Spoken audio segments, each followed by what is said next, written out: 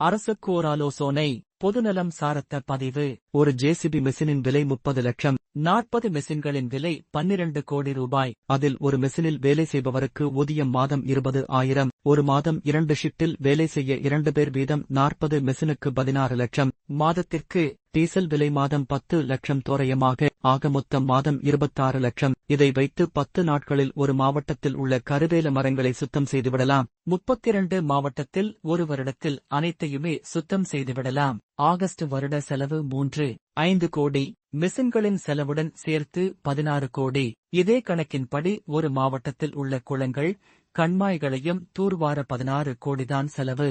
August மொத்தமாக ஒரு வருடத்திற்கு 50 கோடி ஒதுக்கி அதை சரியாக கண்காணித்து இந்த வேலையை செய்தால் அடுத்த வருடத்திற்கான நீரை தேக்கி வைக்கலாம். விவசாயத்தையும் செழிக்க வைக்கலாம். இப்படி செய்தாலே மக்களிடம் நல்ல பெயர் வாங்கிவிடலாம். இதை விடுத்து அரசியல்வாதிகள் ஏன் ஒரு தேர்தலுக்கு இவ்வளவு கோடி செலவு செய்கிறார்கள் என்று தெரியவில்லை.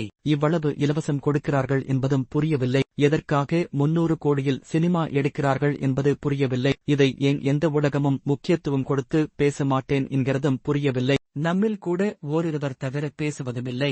இதற்கான காரியங்களில் முயல்வதும் இல்லை. தேவைகளை பற்றிய தெளிவுகள் தெரிந்து பேச ஆரம்பிப்போம். அடுத்தவரை எல்லாம் குறை கூறுவதை நிறுத்திவிட்டு நாம் பேசுவோம். அத்தியாவசியம் குறித்தும் பேசுவோம்.